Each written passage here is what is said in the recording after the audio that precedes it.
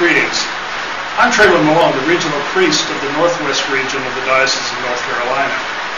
I was called to the ministry of regional priest in the summer of 2008, and I began on September 1st, 2008. When I looked at the ministry description of the position of regional priest, I saw the potential of being a part of a vision that would lead to doing and being church in a new way.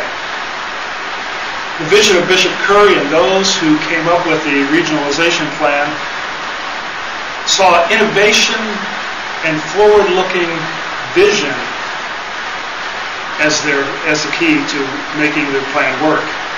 It was a vision that would focus on mission of the church. No one knew exactly how this concept would work or the impact it would have on the Northwest region. The comment was made by several folks, we're flying this plane and we're building it at the same time. But the ride for me has been exciting and sometimes frightening. It has been, however, first class.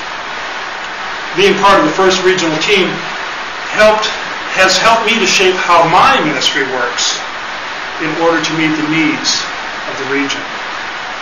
So what is it about being on a regional team that has been exciting?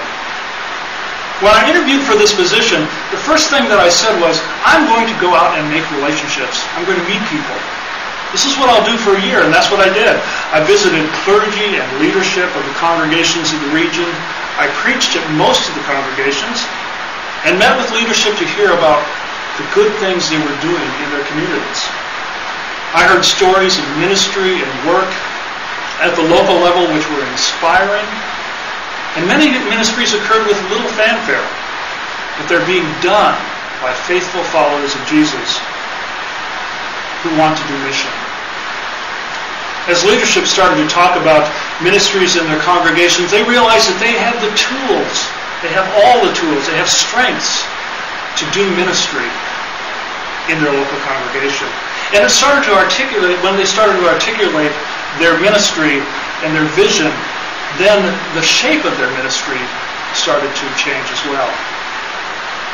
There's a small congregation in my region that when they started talking about outreach, they figured they were doing so much outreach that they didn't even know about. Instead of trying to be all things to all people, this congregation started talking about partnering with other congregations to do outreach and to shift their resources as they focused on what they do best. Part of my ministry involves working with leaders and clergy in the promotion of healthy congregations. It's been said that there will always be conflict in congregations. It's how we handle conflict, how we manage conflict that makes a difference. And so my approach with clergy and leadership is to be proactive in how they make decisions. How they make decisions and how they live with each other in creative tension. Being proactive means being transparent in conversation with each other. As a new rector was called into my region, in a parish in my region, we met on a weekly basis in order to navigate the waters of transition. And it became apparent very quickly that there were dynamics in this congregation that could have sabotaged that call.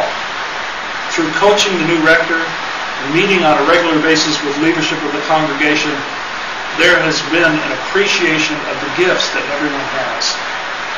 The rector seems to be thriving now, and the congregation is able to focus on ministry.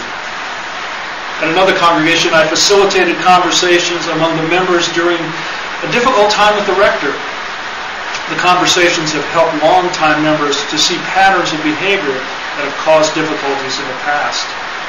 The leadership of this congregation is determined not to let those patterns be the template for the future, but to celebrate the good relations they have. Clergy coaching means that I am on the ground with my colleagues. And while I readily admit I don't have all the answers, the regional team and I are available to find answers. We have become a presence in the region. And rather than making for another layer of bureaucracy, the regional team has been able to be nimble and proactive in helping ministry happen. In one instance, there was a rector of a congregation who called me about a concern about communications.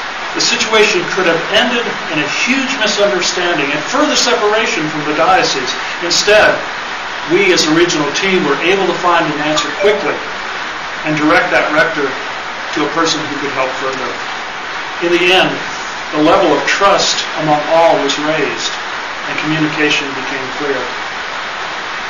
In addition to helping with leadership, I have facilitated vestry retreats for several congregations, and the focus is always leadership development. How can leaders become better leaders? How leaders function in a certain size congregation makes a difference. No matter what size the congregation, the need for leadership is vital. The regional team knows the dynamics of the congregation because we have been on the ground with that congregation. Therefore, we intentionally shape the leadership to fit the congregation and how they do ministry and mission in their community of faith. One of the goals of regionalization has been to bring congregations together in order to network and have conversations about the rewards and challenges of ministry in the region. In keeping with this goal, I invited leaderships from small congregations to meet for conversation. The first conversation among leadership of small congregations occurred in the spring of 2008.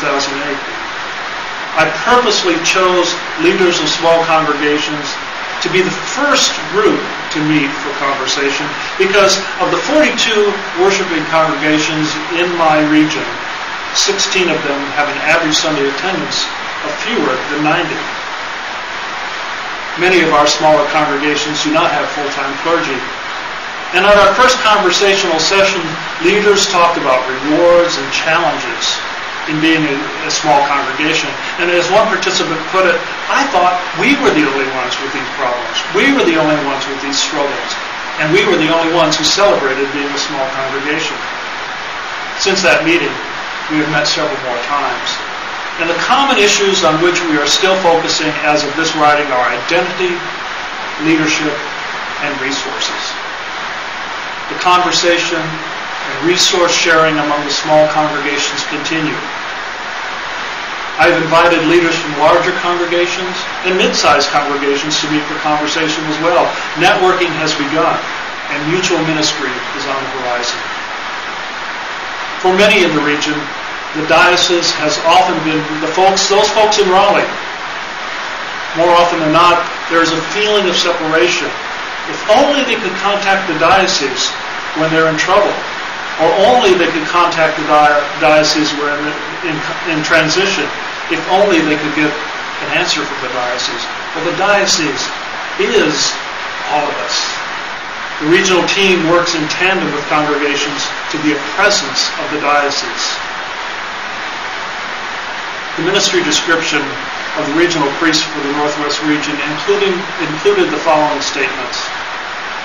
We will know these teams have been successful when the clergy and lay leaders in the diocese are more knowledgeable about the ministries, strengths, and needs of the regions, are more empowered by and connected to the bishop and the staff, become more collaborative, and develop interconnected ministries within the regions. The tasks are not finished. They are ongoing and will be organic in the future. Each region will shape how the regional team works according to the needs of the congregations and the clergy in the region. But in the end, our ministry and mission can only become stronger because of the regional teams. God's reconciling work in the world through Jesus Christ continues, and it will continue to be dynamic, powerful, and life-changing. I am honored to be part of this ministry, now and in the future.